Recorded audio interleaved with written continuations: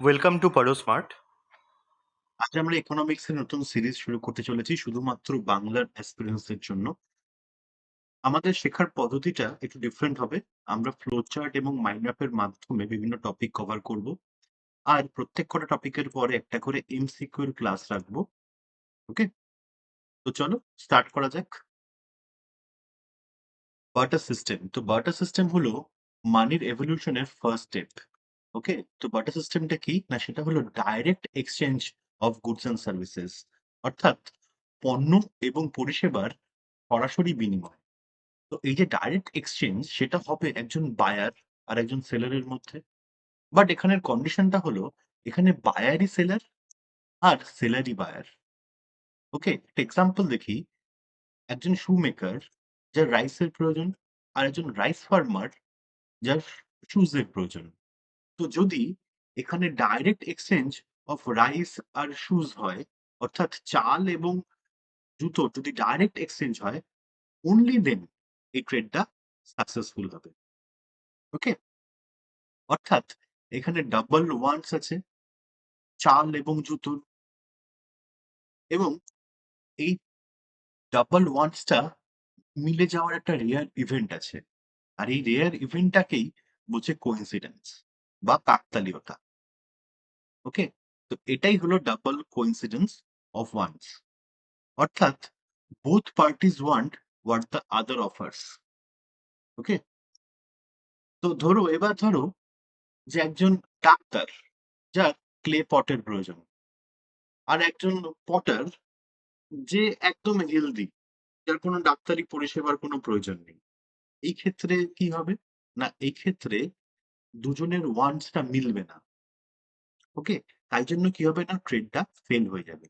অর্থাৎ বাণিজ্যে ব্যর্থতা। তো এটা ছাড়াও আরো অনেক লিমিটেশনস ছিল এই বাটা সিস্টেমেতে। সেই লিমিটেশনস এর মধ্যে একটা হলো জিওগ্রাফিক কনস্ট্রেন্টস, মানে ভৌগোলিক সীমাবদ্ধতা। এটা একমাত্র লোকালি করা পসিবল ছিল। এক। সেকেন্ড হচ্ছে পেরিশেবিলিটি বা পচনশীলতা। ধরো তোমার কাছে মিল্ক আছে যেগুলো পেরিশেবল আইটেম, যেরকম মিল্ক, ভেজিটেবল। হুম? তো এই আইটেম গুলোর জন্য ক্রেতা খুঁজতেই অনেক ক্ষেত্রে এই আইটেম গুলো নষ্ট হয়ে যেত। ওকে? তো পেরিশেবিলিটি একটা সেকেন্ড পয়েন্ট। থার্ড হচ্ছে ইনডিভিজিবিলিটি। ইনডিভিজিবিলিটি বা অবিভাজ্যতাটা। এটা কি? না ধরো তোমার ১ কেজি রাইস চাই। ওকে? আর তোমার কাছে আছে একটা ঘোড়া। তো তুমি কিভাবে এই ডিলটা করবে? এই ডিলটা কখনোই করা সম্ভব নয়। আর সেকেন্ড হলো যে একটা ঘোড়ার জন্য কত কেজি রাইসের অ্যামাউন্ট would be sufficient, এটারও কোনো মানদণ্ড নেই। অর্থাৎ কোনো ভ্যালু স্ট্যান্ডার্ড নেই। এই একটা ঘোড়ার এগেইনস্ট এ ১ কেজি রাইস পাওয়া উচিত না ৫০ কেজি রাইস পাওয়া উচিত, এর কোনো মানদণ্ড ঠিক করা ছিল না। তাই জন্য এটা একটা 4th লিমিটেশনস বা নো ভ্যালু স্ট্যান্ডার্ড, এটা হচ্ছে 4th লিমিটেশনস। তো এই লিমিটেশনস গুলোকেই অ্যাড্রেস করার জন্য অ্যাকচুয়ালি মানির প্রয়োজন হয়ে পড়ে। ওকে? তো তার যে প্রাইমারি ফাংশন মানির, সেটা এই লিমিটেশনস গুলোকেই অ্যাড্রেস করে। তো ১ম কি? ১ম হলো মিডিয়াম অফ এক্সচেঞ্জ বা বিনিময়ের মাধ্যম। তো এখানে ডাবল কোইন্সিডেন্স অফ ওয়ান্টস এতে কি প্রয়োজন ছিল? না বায়ারকে সেলার হতে হতো, সেলারকেই বায়ার হতে হতো। বাট এখানে যদি মিডিয়াম অফ এক্সচেঞ্জ একটা চলে আসে যেটা হচ্ছে মানি, এক্ষেত্রে কি হবে? না বায়ার এবং সেলারকে সেম চাহিদা থাকাটার প্রয়োজন থাকবে না। হলো? আর সেকেন্ড ক্ষেত্রে হলো যে ইউনিট অফ অ্যাকাউন্ট, অর্থাৎ এই যে কোনো ভ্যালু স্ট্যান্ডার্ড ছিল না, সেইটা এখানে একটা মূল্যের একক হিসাবে এই মানি কাজ করবে। আর থার্ড হলো ডিভিসিবিলিটি ও থাকবে। ওকে? ছোট ইউনিটে, মানে ১ কেজি রাইস কিনতে চাইলে ১ কেজি রাইসও তুমি কিনতে পারবে। কোন সমস্যা হবে না। আচ্ছা, এই প্রধান কাজকে বাদ দিয়ে নেক্সট আসে গৌণ কাজ বা সেকেন্ডারি ফাংশন। তো সেকেন্ডারি ফাংশন এর ক্ষেত্রে আমরা দেখব যে স্টোর আর ট্রান্সফার অফ ভ্যালু, অর্থাৎ মূল্যের সঞ্চয় এবং স্থানান্তর। তো এটার মানে হচ্ছে সেভিংস। আর সেকেন্ড হচ্ছে স্ট্যান্ডার্ড অফ ডিফার্ড পেমেন্টস। অর্থাৎ ডিফার্ড পেমেন্টস এর মানে হচ্ছে পোস্টপন্ড পেমেন্টস বা ডেটস। মানে কি না, ঋণ, ওকে, লোনস এসব। তো এই প্রধান কাজ আর গৌণ কাজ, এই দুটোকে বাদ দিলে যা যা হয় মানে ফাংশন সবই হচ্ছে কন্টিনজেন্ট ফাংশন বা আদার ফাংশনস। তো আমাদের অ্যাকচুয়ালি মাথায় রাখতে হবে এই দুটোই, কারণ এমসিকিউ মেনলি এই প্রাইমারি ফাংশন আর সেকেন্ডারি ফাংশনস থেকেই আসে। ওকে, তো বাট তো এইটা তোমরা খালি মনে রাখবে তাহলেই হবে। তো নেক্সট আমরা দেখে নিই, এটা হলো টাইপস অফ মানি। তো এটা রিভিশনের জন্য ঠিক আছে, আমরা বুঝে নেব ফটোর মাধ্যমে, ছবির মাধ্যমে। ফার্স্ট হচ্ছে কমোডিটি মানি। তো কমোডিটি মানি মানে হলো পণ্য মুদ্রা। এটা কি না, এর ভ্যালুজ আসে হচ্ছে ডাইরেক্টলি ফ্রম কমোডিটি ইটসেলফ। ওকে, যে মেটেরিয়ালটা মানে কমোডিটি মানে হচ্ছে, ধরো এক্সাম্পল যদি দেখো, গোল্ড, সিলভার, সল্ট, ক্যাটল এসব, মানে কি তার একটা ইন্ট্রিনসিক ভ্যালু আছে, অর্থাৎ অন্তর্নিহিত মান আছে। অর্থাৎ ধরো যে 500 টাকার নোট, 500 টাকার নোট যদি ডিমনিটাইজড হয়ে যায়, তখন কি হবে না, তার কোনো ভ্যালু থাকবে না। কিন্তু যদি একটা গোল্ড বার থাকে, এই গোল্ড বার যদি ডিমনিটাইজড হয়ে যায়, সেক্ষেত্রে কি হবে না, গোল্ডের যে ভ্যালুটা, যেটা মেটেরিয়ালের যে ভ্যালুটা, সেটা অলওয়েজ কিন্তু থাকবে, রাইট? এটাকে ডিমনিটাইজ করা সম্ভব নয়। অর্থাৎ এখানে যে কমোডিটিটা, এই কমোডিটিরই একটা ইটসেলফ একটা ভ্যালু আছে, সেটাই হলো অন্তর্নিহিত মান বা ইন্ট্রিনসিক ভ্যালু। ওকে, তো এনশিয়েন্ট রোমেতে অ্যাকচুয়ালি সল্টকে, সল্ট দিয়ে যারা সোলজার ছিল, তার সোলজারকে স্যালারি দেওয়া হতো বা পেমেন্ট করা হতো। তো একে বলা হতো স্যালারিয়াম। এই স্যালারিয়াম শব্দটা থেকে এসেছে কিন্তু স্যালারি। ওকে, সেকেন্ড, এনশিয়েন্ট ইন্ডিয়াতে আমাদের ইউজ হতো গোল্ড আর ক্যাটল অ্যাজ কমোডিটি মানি। হুম, আফ্রিকাতে টোবাকো। ওকে, তো চলো নেক্সটটা দেখি। নেক্সট হচ্ছে মেটালিক মানি। তো মেটালিক মানি মানে হলো ধাতব মুদ্রা। ধাতব মুদ্রা কি না, খুব সিম্পল, যে মুদ্রাগুলো মেটাল দিয়ে তৈরি, অর্থাৎ ধাতু দিয়ে তৈরি। এরও একটা নিশ্চয়ই ইন্ট্রিনসিক ভ্যালু থাকবে, যেটা মার্কেট ভ্যালু। আর এর সাথে সাথে একটা ফেস ভ্যালুও থাকবে। অর্থাৎ ফেস ভ্যালু কোনটা না, মেটালের ওই কয়েনের ওপরে যে নাম্বারটা বা যে ভ্যালুটা লেখা আছে, সেটা হলো ফেস ভ্যালু। আর ইন্ট্রিনসিক ভ্যালু কোনটা, আমরা মেটেরিয়াল থেকে ডাইরেক্টলি যে ভ্যালুটা আসছে, এটা হলো ইন্ট্রিনসিক ভ্যালু বা অন্তর্নিহিত মান। ওকে, তো এটার এক্সাম্পল কি, গোল্ড, সিলভার, কপার, ব্রাস এসবের কয়েন্স। তো তাহলে মেটালিক কমোডিটি মানি আর মেটালিক মানির মধ্যে পার্থক্যটা কি? What is the difference? প্রথম প্রথম ব্যাপার হচ্ছে যে এর ফেস ভ্যালু আছে। মেটালিক মানির ফেস ভ্যালু আছে। বাট কমোডিটি মানির কোনো ফেস ভ্যালু নেই। ওকে? সেকেন্ড হলো, দুজনের এদের ইন্ট্রিনসিক ভ্যালু যেটা মেটালিক মানির, সেটা ভ্যারিজ। হ্যাঁ? যদি ব্রাসের কয়েন হয়, যেমন হচ্ছে ধরো ১০ টাকার কয়েন, যেটা এখন ১০ টাকার যে কয়েনটা হয়, সেই কয়েনটা অ্যাকচুয়ালি তৈরি করতে যেটা তৈরি হয় হচ্ছে নিকেল আর ব্রাস দিয়ে। তো এটার কিন্তু ভ্যালু হয় অ্যারাউন্ড ₹5 মেটেরিয়ালের। অর্থাৎ কি না, যে ফেস ভ্যালুটা কি 10, আর ওর যে মেটেরিয়ালের ভ্যালু সেটা কিন্তু 5। তার মানে কি না, যে ফেস ভ্যালু সেটা বেশি। ওর যে অ্যাকচুয়াল মেটালের কস্ট, তার থেকে কিন্তু ফেস ভ্যালুটা বেশি। রাইট? কিন্তু কমোডিটি মানের ক্ষেত্রে আইদার ফেস ভ্যালু আর ইন্ট্রিনসিক ভ্যালু সেম হয়, আর ইন্ট্রিনসিক ভ্যালু ফেস ভ্যালুর থেকে মোটামুটি বেশি হয়। ওকে, এটা হচ্ছে ডিফারেন্স। আচ্ছা, আর মডার্ন ইউজে তো এই ধাতব, এই মডার্ন ইউজেতে মেটালিক মানি তো ভালো ইউজ হয়, এখনো ইউজ হয়ে চলেছে। বাট কমোডিটি মানির এখন কোনো ইউজ নেই, খুবই রেয়ার। চলো নেক্সট দেখে নিই আমরা পেপার মানি। তো পেপার মানি মানে কাগজের টাকা, যার কোনো ইন্ট্রিনসিক ভ্যালু নেই, অর্থাৎ কোনো অন্তর্নিহিত মূল্য নেই। এটা currency notes issued by country's central bank. কেন্দ্রীয় ব্যাংক এই কারেন্সি নোট গুলোকে ইস্যু করে, আর কেন্দ্রীয় ব্যাংকের ওপর ভরসা করেই মানুষ এগুলোকে ইউজ করে, রাইট? যেরকম হচ্ছে ১ টাকার নোট, ডলার নোটস।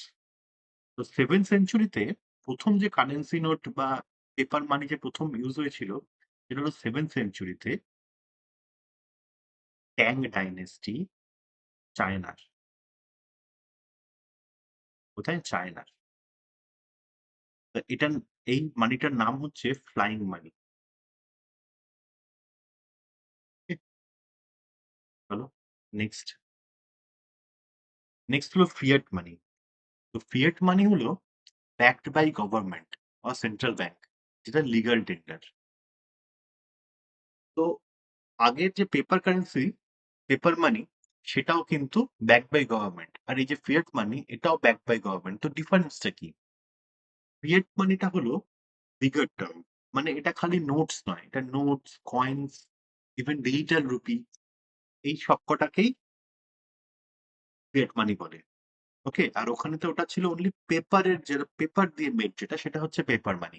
আর ফিয়াট মানি হচ্ছে কয়েন্সও হবে, যেটা গভর্নমেন্ট মিন্টিং করছে, নোটসও হবে, ইভেন ডিজিটাল রুপিও হবে। যেমন এখন ডিজিটাল রুপি এসেছে, যেমন নতুন 2022-এতে ওটা লঞ্চ করেছে, রাইট? তো এই ফিয়াট মানির যদি আমি হিস্ট্রি দেখি, তো 5 টাকার নোট, 5 টাকার নোট হচ্ছে প্রথম যেটা আরবিআই ইস্যু করেছিল 1938-এ। আর এতে জর্জ সিক্সের পোর্ট্রেট ছিল। ওকে, আর কোন প্রথম যে সেন্ট্রাল ব্যাংক সেটা হলো bank of Japan.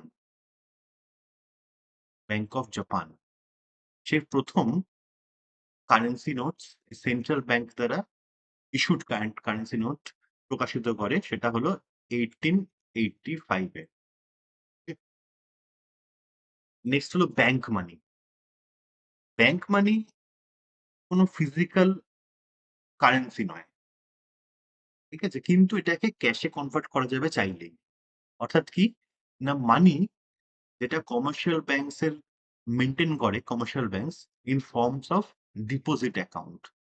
Okay? Deposit account তোমরা সবাই জানো, যেমন সেভিংস অ্যাকাউন্ট, টাইম ডিপোজিটস। হ্যাঁ? তো ডিপোজিট হিসাবে যেটা মেইনটেইন করে যে টাকাটা, সেটা হলো ব্যাংক মানি। ওকে? যেমন cheques, time deposit, savings accounts. তো নেক্সট হচ্ছে ইলেকট্রনিক মানি। তো ইলেকট্রনিক মানিটা কি? না, money stored and transferred in electronic form.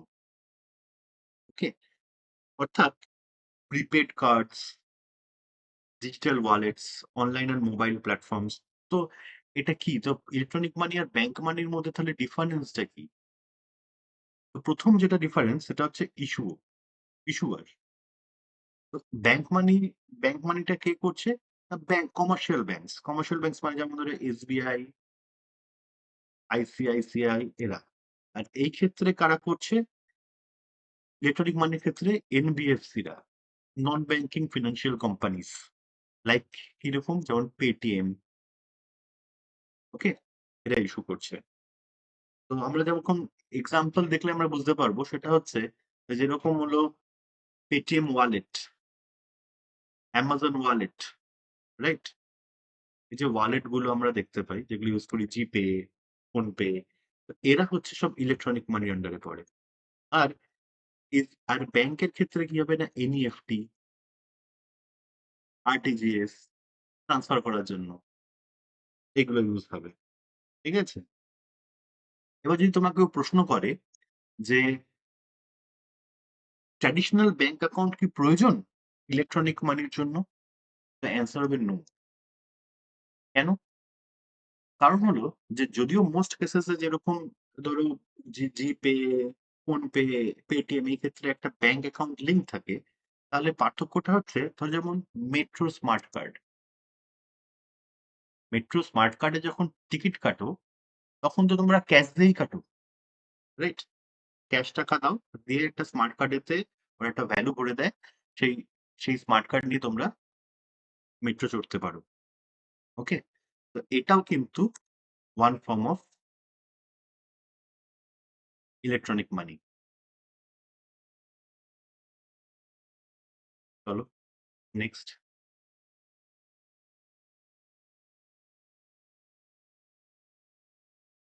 Next হচ্ছে প্লাস্টিক মানি। তো প্লাস্টিক মানি হচ্ছে হার্ড প্লাস্টিক কার্ডস। তো হার্ড প্লাস্টিক কার্ডস কি? না, খুবই এটা ইজি। যেমন debit card, credit card. Plastic money হচ্ছে only a tool to access bank money. Bank money গুলোকে, যেটা ব্যাংক মানি যেটা আছে ব্যাংকে জমা, তোমাদের ডিপোজিট অ্যাকাউন্টে আছে, সেটাকে ইউজ করার জন্য একটা টুল হচ্ছে প্লাস্টিক মানি। That's all. ঠিক আছে? ডেবিট কার্ড, ক্রেডিট কার্ড এসব। আর what is animal money? Animal money হলো types of commodity money. Actually এটা কমোডিটি মানি। বাট এখানে কমোডিটি কি? এটা হচ্ছে অ্যানিমাল। যেরকম প্রাচীন ভারতে গরু, গোধান যেটাকে বলতো। আর যেরকম ফিজিতে ইউজ হতো ডলফিন, ডলফিন না, ওয়েল, ওয়েল টিথ। হুম? আচ্ছা, তারপরে তিবেতে ইউজ হতো ইয়াকের টেল। ইয়াক জানো তো? ইয়াকের টেল। নেক্সট আমরা দেখতে পারি ফিডুশিয়ারি মানি। ফিডুশিয়ারি মানে বিশ্বস্ত অর্থ। অর্থাৎ কি? না, একটা মিডিয়াম অফ এক্সচেঞ্জ, কিন্তু সেটা কি না, বেসড অন ট্রাস্ট। খুব ইম্পর্টেন্ট। Based on trust. অর্থাৎ হচ্ছে ব্যাংক নোটস, প্রমিসরি নোটস এসব। ধরো তুমি বাড়ি ভাড়া নেওয়ার আগে তো এগ্রিমেন্ট করো, রাইট? এগ্রিমেন্ট করো। এই এগ্রিমেন্টটা তোমার ধরো 11 মাসের এগ্রিমেন্ট থাকে। হুম? যে তুমি 11 মাসে, প্রত্যেক মাসে তাকে সার্টেন অ্যামাউন্ট অফ মানি দেবে। এই যে এগ্রিমেন্ট, এটা কি করছো? এটা প্রমিস করছো, রাইট? এই যে প্রমিস করছো, এটাই হলো প্রমিসারি নোট। এবার এই, এবং এবং তোমার উপর ট্রাস্ট করছে কে? না, যে বাড়িওয়ালা, সে ট্রাস্ট করছে তোমার উপরে এই নোটটা দেখে, রাইট? নেক্সট হচ্ছে যেমন ব্যাংক নোট। এই ব্যাংক নোটস এর ক্ষেত্রে কি না, তুমি ট্রাস্ট করছো কার উপরে? সেন্ট্রাল ব্যাংকের উপরে বা গভর্নমেন্টের উপরে, রাইট?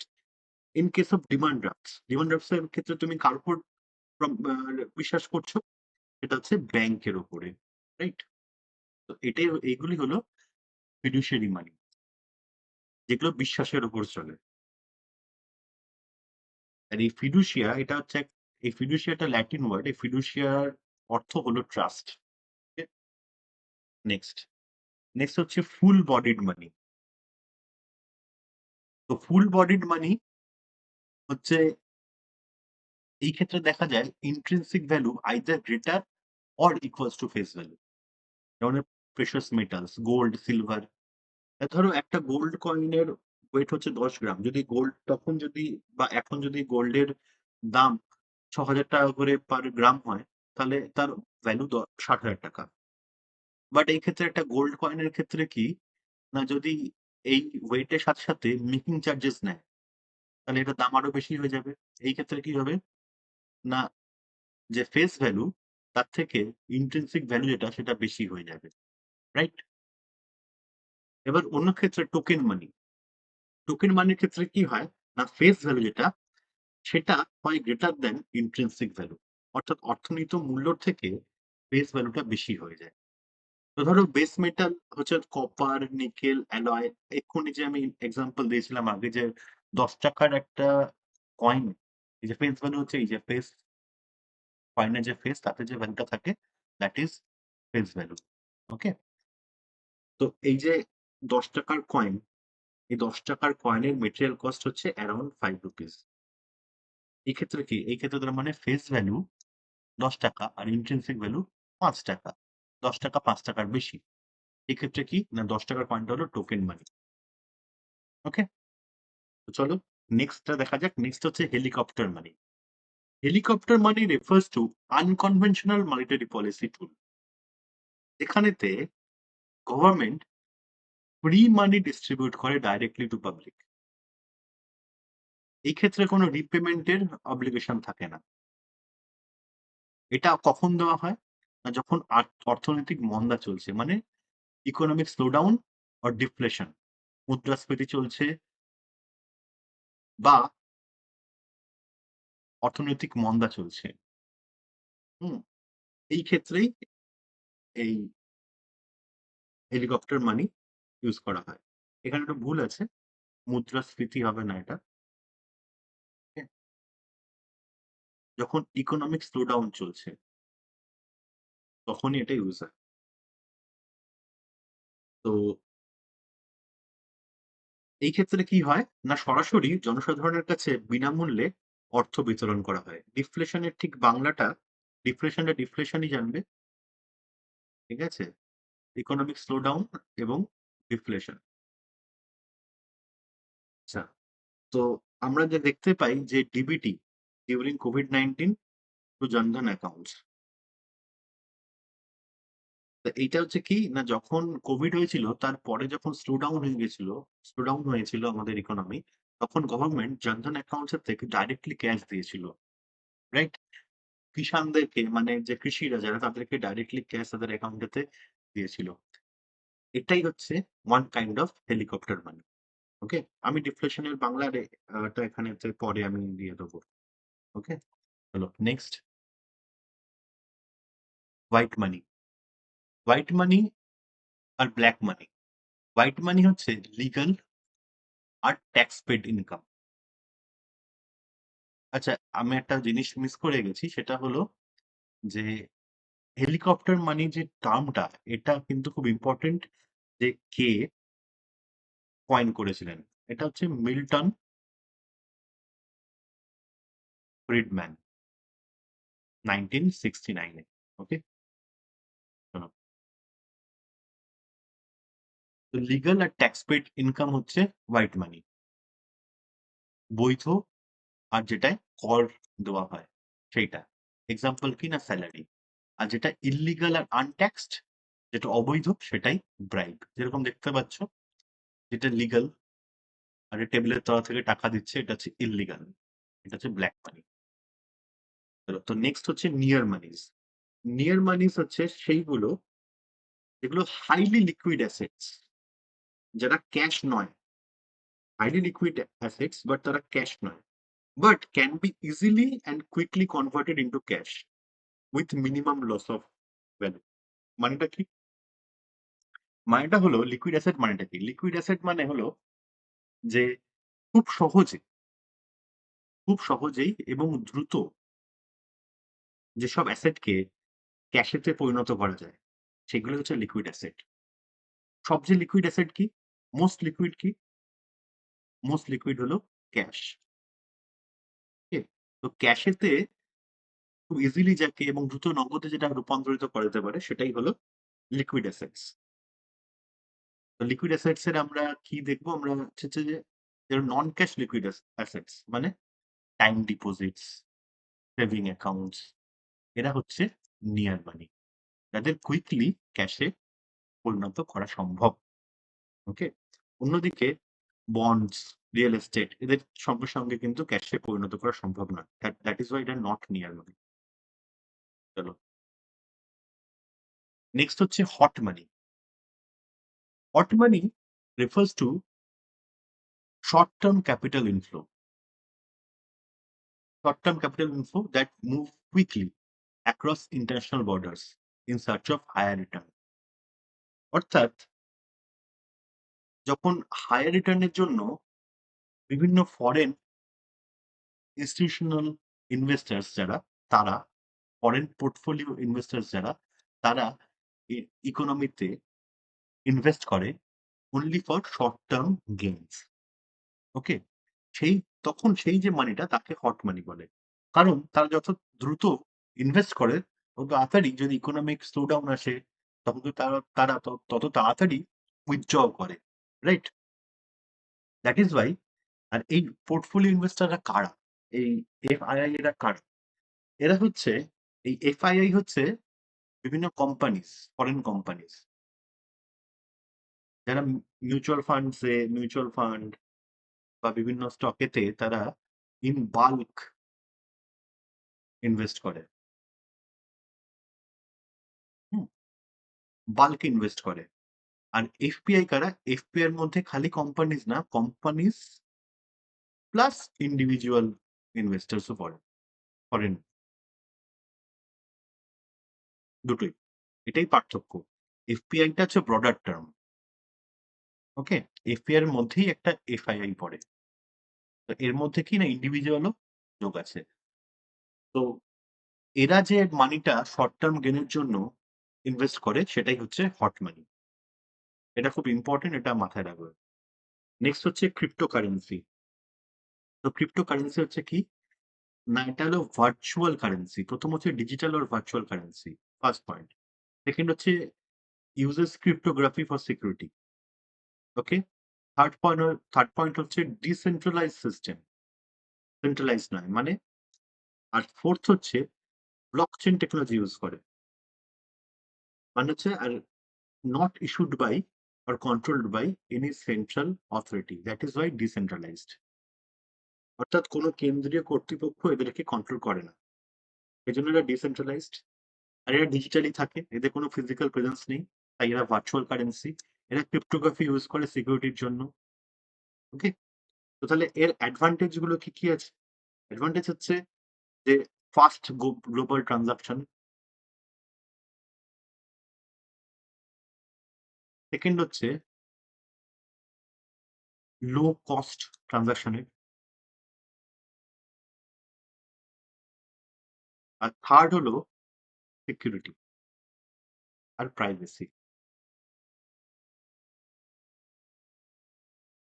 আর প্রবলেম কি আছে? প্রবলেম হচ্ছে এরা যেহেতু নট লিগাল টেন্ডার, কেউ রেকগনাইজ করেনি। অনলি এল সালভাদর বলে একটা কান্ট্রি আছে, তারাই রেকগনাইজ করেছে। এছাড়া কেউ রেকগনাইজ করেনি। দ্যাট ইজ ওয়াই এরা হাইলি ভোলাটাইল।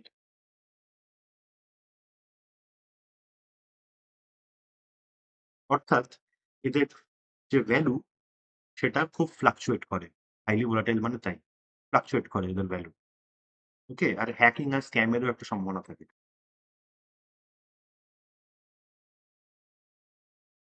ইন্ডিয়াতে ইন্ডিয়াতে কি না, ইন্ডিয়াতে নট লিগাল, বাট ট্রেড করতে পারো under strict guidelines of RBI. RBI guidelines এর আন্ডারেতে ট্রেড করতে পারো ক্রিপ্টোকারেন্সিতে, but not legal tender. Use করতে পারবে না। ওকে? চলো নেক্সট। নেক্সট হচ্ছে স্টেবল কয়েন্স। তো স্টেবল কয়েন্স গুলো কি না, এটা হচ্ছে এক ধরনের ক্রিপ্টোকারেন্সি। এটা এক ধরনের ক্রিপ্টোকারেন্সি। ঠিক আছে? কিন্তু এর পার্থক্যটা কি এর সাথে ক্রিপ্টোকারেন্সির? এটা কিন্তু backed by a reserve asset. ঠিক আছে? এরা কেন ট্র্যাকশন পেয়েছে? কারণ এরা ইনস্ট্যান্ট প্রসেসিং আর সিকিউরিটি অর প্রাইভেসি, এটা ক্রিপ্টোকারেন্সিস এর মতো আছে এদের কাছে। প্লাস এরা ভোলাটাইল নয়।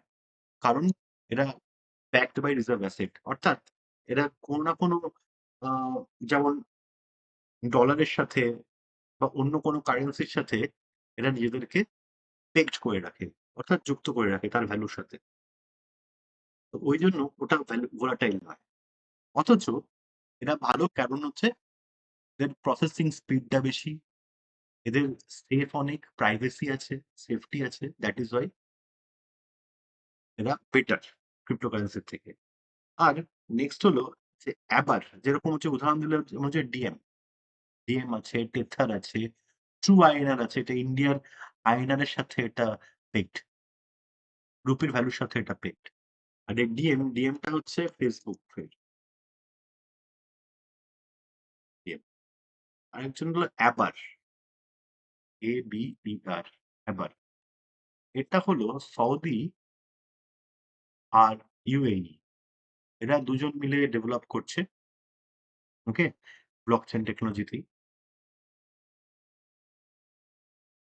এরা দুজন মিলে করছে ব্লকচেন টেকনোলজিতে। অ্যাবার নতুন এটা।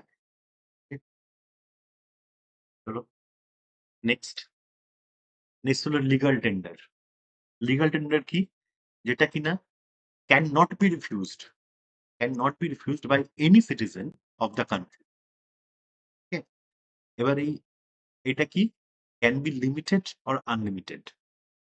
কয়েন্সটা হচ্ছে কি? কয়েন্সটা হচ্ছে লিমিটেড লিগাল টেন্ডার। আর কারেন্সি কি? আনলিমিটেড। অর্থাৎ তুমি ৫০ পয়সা ৳১০ অব্দি পরিশোধ করার জন্য দিতে পারো। তাহলে সেটা লিগাল টেন্ডার। কিন্তু তুমি যদি একসাথে ৳৫০ র কয়েন এনেছো ৳১০ র বেশি, সেই ক্ষেত্রে সেটা কিন্তু লিগাল টেন্ডার হবে না। তুমি মেক্সিমাম ৳১০ দিতে পারবে। আর ৳১ থেকে ৳১ বা তার অ্যাবভ হলে তুমি ৳১,০০০ অব্দি এটা করতে পারবে। ৳১,০০০ র বেশি দিতে পারবে না। বাট যদি কেউ নিজের ইচ্ছায় নেয়, সেই ক্ষেত্রে কোনো অসুবিধা নেই। সেক্ষেত্রে দিতে পারে। ব্যাংকেতে তুমি একেক দিনে তুমি ৳১,০০০ দিতে পারবে। ৳১ র কয়েন নিয়ে গিয়ে। একদিনে তো ৳১,০০০ র বেশি তুমি দিতে পারবে না। এটি হচ্ছে নিয়ম। নেক্সট হচ্ছে হিস্টোরিক্যাল ডেভেলপমেন্ট। তো আমরা যেগুলো শিখলাম সেটা হচ্ছে বার্টার সিস্টেম ছিল ফার্স্ট এ। তারপরে কি এলো না কমোডিটি মানি আর মেটালিক মানি। কমোডিটি মানিরই পার্ট হিসাবে মেটালিক মানি এসেছিল। এগুলো সব এনশিয়েন্ট টাইমের। তারপর মিডিয়েভাল টাইমেতে মেটালিক মানি আর পেপার কারেন্সি দুটো ইউজ হওয়া শুরু হয়। Late মিডিয়েভাল a paper currency actually আসে। লেট মিডিয়েভাল এ। হুম? লেট মিডিয়েভাল এতে পেপার কারেন্সি আসে। আর ডিজিটাল ফিয়াটটা এখন মডার্ন এর। ওকে? এভাবেই হিস্টোরিক্যাল ডেভেলপমেন্ট হয়েছে মানির। নেক্সট এটাই শেষ। তো নেক্সট ক্লাসেতে আমরা এমসিকিউ করব। চলো টাটা। নেক্সট ক্লাসে দেখা হচ্ছে।